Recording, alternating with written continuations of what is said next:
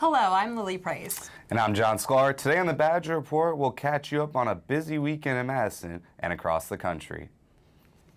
We'll get an update on Badger football's Quintez Cephas court appearance this morning. The Women's March that stretched from Library Mall to Capitol Square.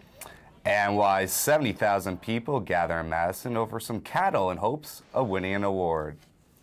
And later in sports, a team that promotes inclusivity and teamwork is changing the landscape of intramural sports at UW-Madison. That's all coming up in this week's Badger Report.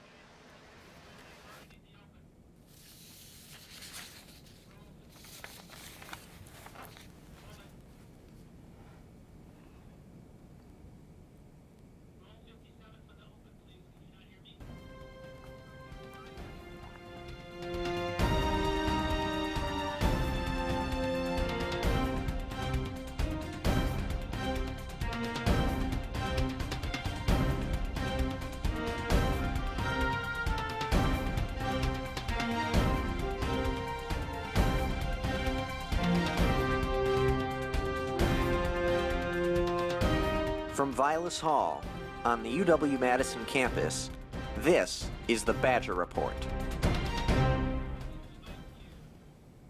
Wisconsin Badgers former wide receiver Quintez Cephas was in court today relating to second and third degree sexual assault charges from August 20th. The Badger Report's Jenna Webster was in the courtroom and she joins us here in studio. So Jenna, what happened today? At today's arraignment, Cephas went before the judge and pleaded not guilty to 2 charges of sexual assault against him. These charges include one for second-degree sexual assault and another for third-degree sexual assault. The 2 alleged victims told police that the wide receiver assaulted them one night in April while they were intoxicated. Cephas's legal team has been unsuccessful in their attempt to get the second-degree sexual assault charge thrown out. They stated that they had evidence that would prove the woman involved was not intoxicated past the point of being able to consent. The wide receiver has filed a lawsuit against the university, saying that the school's internal investigation violated his rights. Cephas's lawyer denied commenting on the issue, stating that it is a separate case. Cephas was supported by family members and fellow teammates today, but did not speak directly to the press. Instead, family friend Bishop Tavis Grant spoke on his behalf.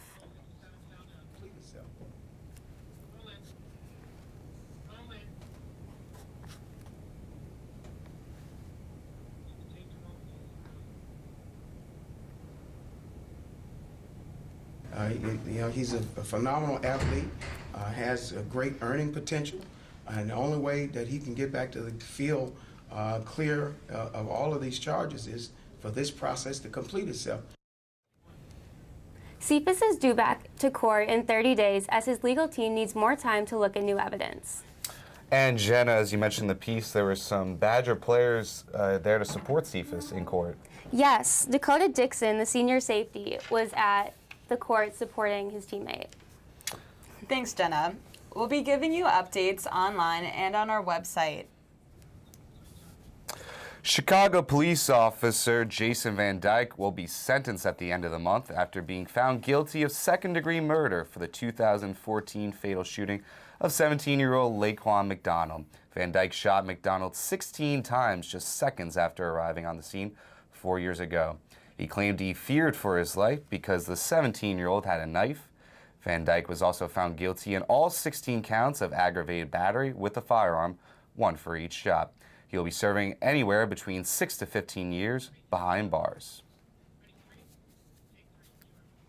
Judge Brett Kavanaugh is the U.S. Supreme Court's newest justice. His confirmation comes despite a powerful testimony from Dr. Christine Blasey Ford, who accused him of sexually assaulting her while they were in high school together. The FBI investigation was ordered by the Senate. The investigation found no probable cause of sexual assault, but failed to interview the only other witness of the alleged assault. Kavanaugh is the 114th Supreme Court Justice. The Supreme Court Justice Brett Kavanaugh's swearing in had an effect in Madison. The Badger Report's Megan Jansen has more. However we press, wherever we go, yes means yes and no means no. UW-Madison students are out today to protest the Supreme Court nomination of Judge Kavanaugh. The walkout began at Library Mall and protesters marched up Langdon Street to arrive at the Capitol where we are now. But opposing Kavanaugh wasn't the only thing UW-Madison students were marching for last Thursday. They also wanted to show their support for all survivors of sexual violence. I hope that women can really feel some solidarity and know that their community stands with them and that the Madison community supports them, believes them, validates them, and that all survivors are valid. Speakers from the community inspired the crowd and encouraged them to keep fighting. This is all of our fight. We all have a stake in it, and solidarity is the answer. To the survivors here today, we believe you, and you never have to walk alone. Students like Catherine O'Brien believe marches are a great start, but there needs to be more daily engagement to ensure all survivors feel safe. Most of us don't take time out of our days to advocate for these issues, and that's what's really important. So what I would like to see from this campus is a lot more involvement outside of class, engaging with these issues on a political level. For the Badger Report, I'm Megan Jansen. And for Wisconsinites to vote in the primary election on November 6th, you do need to be registered. If you live in the same place you lived in when you previously voted, you don't need to register again. You will need to re-register if you are a first-time voter, if you have moved to a new address, or changed apartment numbers. Also, if you changed your legal name since the last time you voted. Online registration ends on October 17th, and you can register in person through the day of elections. More information about getting voter IDs or registering online can be found on vote.wis.edu. With only 28 days until the midterm election, Big Ten universities are teaming up to make sure their students turn out and vote. A nonpartisan competition called the Big Ten Voting Challenge aims to inspire students to exercise their civic duty and to make voter registration more accessible on all 14 campuses. I wasn't really planning on doing it like today, but then I just walked past it, noticed it was there, so I figured I'd just get it done with. Campus and city volunteers are setting up booths at popular locations such as dining halls, dorm buildings, and libraries, and in the process, registering and re-registering hundreds of students. With bus pass distribution, we had volunteers who could help students get registered to vote when they were picking up their bus pass. That was a super successful project. We registered over 1,700 students there. According to Tufts University research, turnout on university campuses across the country was just 19% in 2014, compared to 36% overall. Freshman year, I didn't really see as much visibility of this, especially around the presidential election. So I think it's really great to see this around a congressional election, a lot more initiative to try to push people to vote, especially within dorms and freshmen and around campus. The last day for early registration is October 17th. For more information on how to register, go to vote.wis.edu. The Madison City Council is calling for the removal of a Confederate monument in Forest Hill Cemetery. The decision overturned last month's decision made by the Landmarks Commission, who denied an application to remove the stone. The monument has the names of 140 Confederate soldiers and was installed in 1906 by the United Daughters of the Confederacy, a group made to honor the memory of Confederate soldiers. And still ahead, we've got the weekend weather, and we'll hear about the Dairy Expo. There's plenty to do and plenty to see in Madison, Wisconsin. Maybe you didn't think one of those things would be looking at cattle from all over the nation. We've got your story later. In 1905, we made a promise. We promised that our work at Wisconsin would make life better for our state. Our research has developed crops, restored lakes, cured diseases, uncovered history, peered into space, and saved lives. More than a century later, we've not only kept our promise to Wisconsin, we've extended it to the world. On Wisconsin. More than a century ago, we made a commitment to our state. We promised to educate the sons and daughters of Wisconsin. More than 1 million students have passed through our doors. Our alumni have gone on to cure diseases, grow crops, build skyscrapers, found companies, score touchdowns, orbit the moon, and achieve beyond our wildest dreams. But not beyond theirs. On Wisconsin. A pulse, felt by one, sends a ripple, felt by some.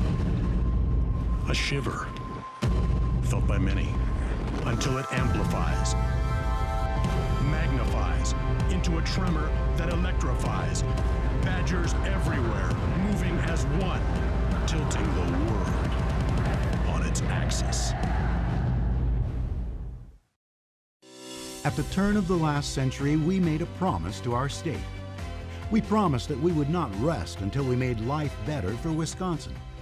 We looked in our own backyard and we planted different crops, bred new herds, identified vitamins, improved harvesting machinery, established food safety standards, and churned a lot of ice cream.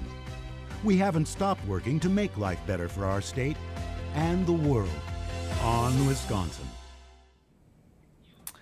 And the World Dairy Expo welcomes the finest cattle and breeders to Madison to be shown throughout the week. Our Kyle Larson has more. For me, they're just like big puppy dogs. I love them. They come up and they'll give you kisses and they know their names and you can call them in the morning. The World Dairy Expo is an event that takes place on the property of the Alliant Energy Center in Madison, Wisconsin, and draws crowds that could fill up Lambeau Field. Farmers and showers from all over the United States and Canada attend the event to check out the latest farming technology, catch up with friends, but most importantly, to show off their cattle. Well, there's a lot of steps. Usually starts, well before the show even starts with just the, nutrition, feeding the cows, whatnot. After we get them down here, the biggest part is acclimating them to the, to the area. They spend 6 hours on a trailer, so. I am showing my red and white Holstein dairy cattle here. I think the best part is being able to go in and compete against so many amazing cattle. It's a totally different competition and world of its own down here. For over 50 years, crowds of up to 70,000 people have been coming to this event, and whether it's to show a cow and win a prize or sell a cow, the event is pure fun. For me, it's just the satisfaction of knowing that I can actually bring cattle here and do well here, and you always hope to bring home that medallion, and sometimes you do and sometimes you don't. The expo runs 5 days and has various shows throughout each day. People hope to do well to either sell their cow, find a breeder, or a handful of other reasons. Being labeled the Dairy State, farmers don't see the expo leaving Wisconsin anytime soon. With the Badger Report, I'm Cal Larson. A vote to take a stand on Babcock ice cream is postponed until further notice by ASM. If passed, the Ice Cream for All legislation would acknowledge Babcock ice cream as being marginalizing to various religious groups. Gelatin is made from animal byproducts, and consuming it goes against certain religious beliefs. Plans to build a hotel on the 100 block of State Street is moving to a final vote. Madison's Plan Commission approved the project with only one member of the 25-person board against the proposal. The $43 million project with storefronts on State, Dayton, and Carroll Streets will have 130 rooms. The storefront on State Street will be 4 stories tall, but on Carroll and Dayton Street, the building will stand 9 stories tall, which is 20 feet higher than the city's zoning ordinance. A full city council vote will push the project into the beginning stages of construction. Developers hope to have the project completed by 2020. The opportunity to buy community bonds to support the Olbrich Botanical Gardens has come to an end. The bonds were available to the public for $500 in an effort to contribute to the $12 million project. The money will go towards building an energy-efficient greenhouse and creating a learning center. Construction should take about a year to complete. UW-Madison's freshman class is the largest the university has ever seen. But how does housing built for smaller classes accommodate all those students? We'll find out next on the Badger Report. At the turn of the last century, we made a promise to our state. We promised that we would not rest until we made life better for Wisconsin. We looked in our own backyard and we planted different crops, bred new herds, identified vitamins, improved harvesting machinery, established food safety standards, and churned a lot of ice cream. We haven't stopped working to make life better for our state and the world. On Wisconsin. A pulse, felt by one, sends a ripple, felt by some. A shiver, felt by many, until it amplifies, magnifies into a tremor that electrifies. Badgers everywhere, moving as one, tilting the world on its axis. More than a century ago, we made a commitment to our state. We promised to educate the sons and daughters of Wisconsin. More than 1 million students have passed through our doors. Our alumni have gone on to cure diseases, grow crops, build skyscrapers, found companies, score touchdowns, orbit the moon, and achieve beyond our wildest dreams, but not beyond theirs. On Wisconsin. In 1905, we made a promise. We promised that our work at Wisconsin would make life better for our state.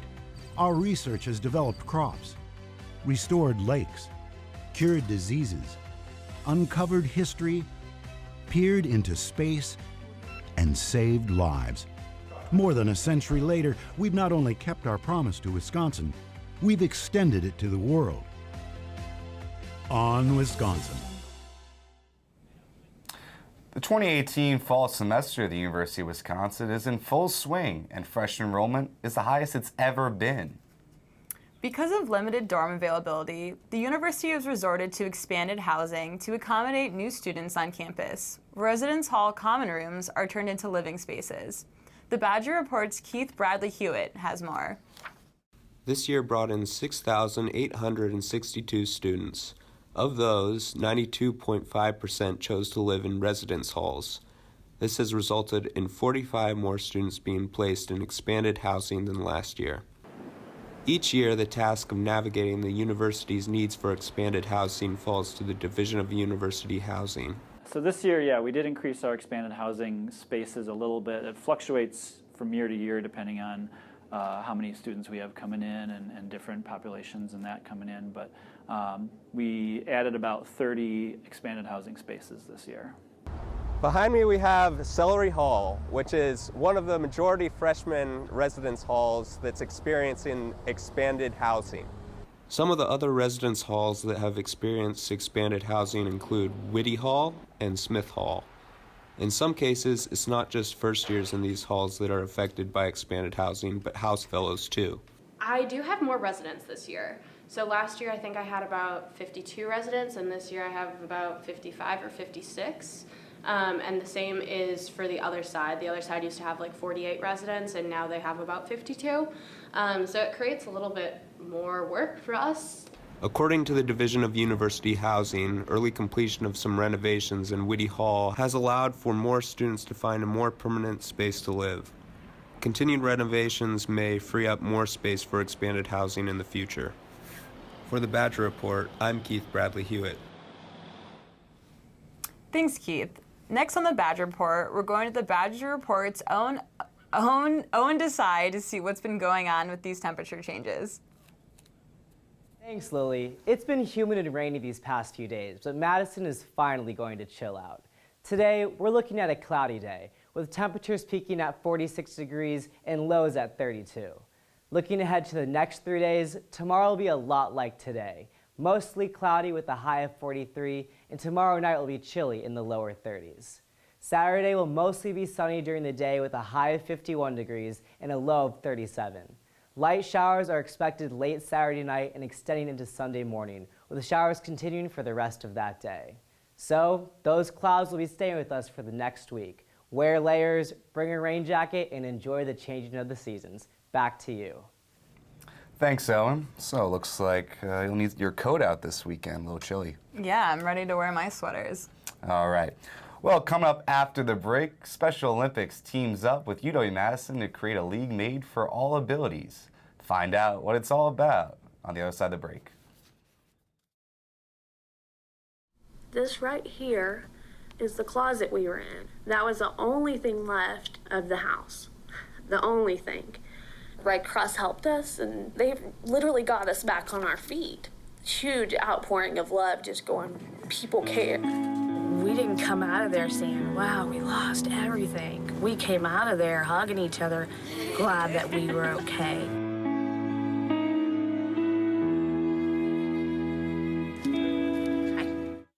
You only know in a fire to get out, to escape. And now, okay, you're outside and you're safe. What do you do now? And that's where the Red Cross came in. We ran out of the house just wearing our pajamas. And at that point, just to even have a toothbrush that I could call my own was so important. You know, it just makes you feel like a person again.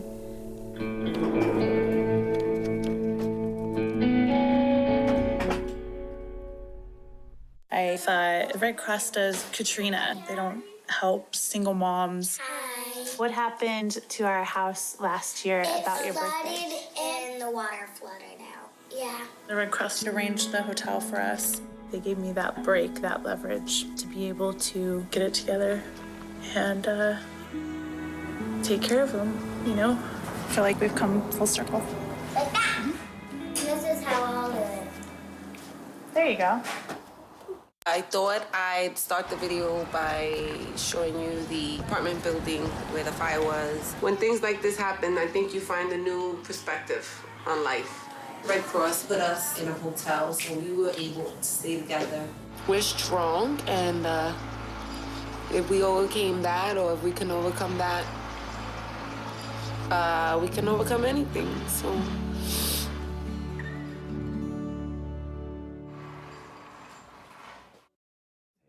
Are you reading or no? Yeah. A lot has been happening this week in sports. Yesterday was the 20th anniversary of Jump Around. And now with us here is the Badger Report's Jake Nissy with a report. Thanks, John. So this week in sports, the Brewers are back to the NLCS. The Brew Crew made it back to the MLB semifinals for the first time since 2011 after sweeping the Rockies in the divisional series.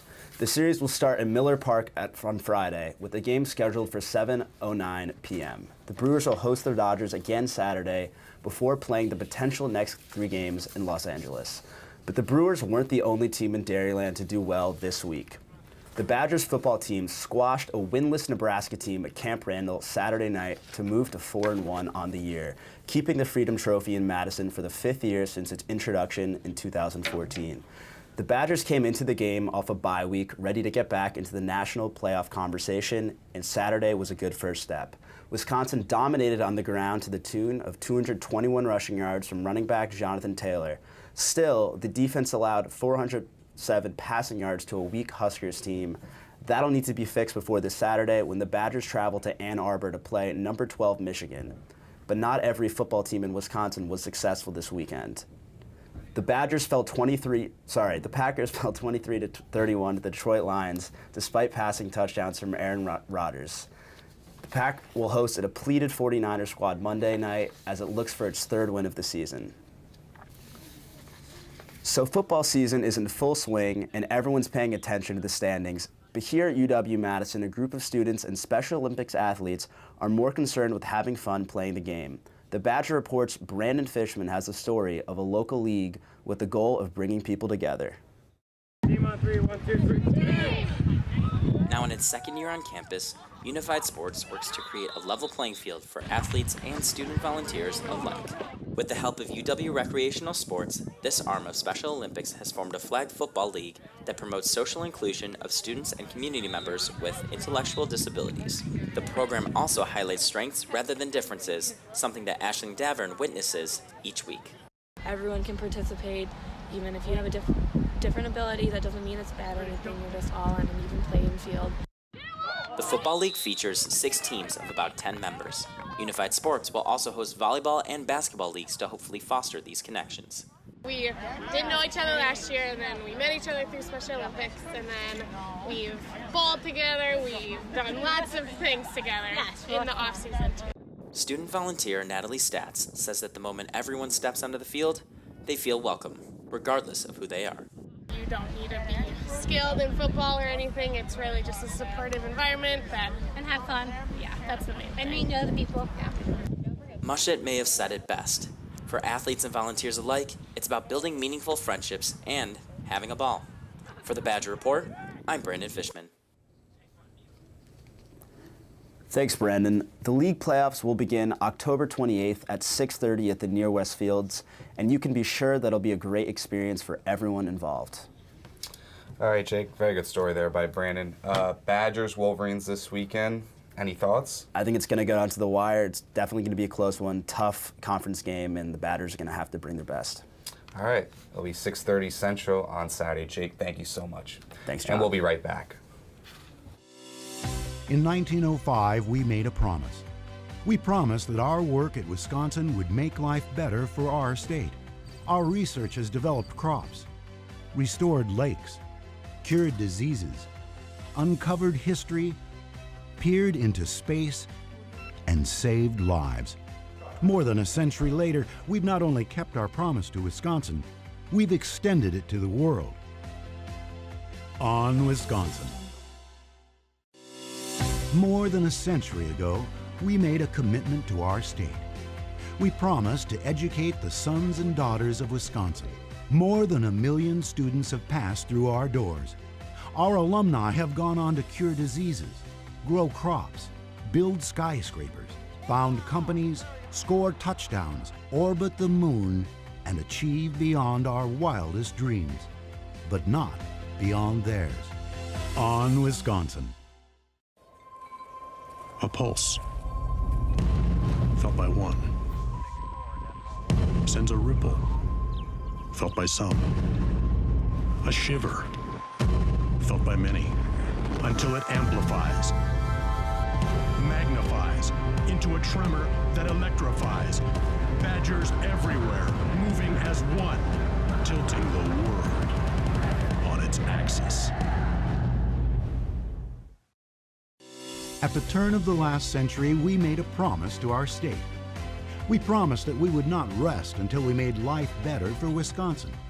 We looked in our own backyard and we planted different crops, bred new herds, identified vitamins, improved harvesting machinery, established food safety standards, and churned a lot of ice cream. We haven't stopped working to make life better for our state and the world. On Wisconsin. Thanks for watching this week's Badger Report. We hope everyone has a great weekend. You excited for the game? Yeah, I'm actually headed to Ann Arbor to watch the game. Wow. Enjoy the big house. And that's it for us. I'm John Sklar.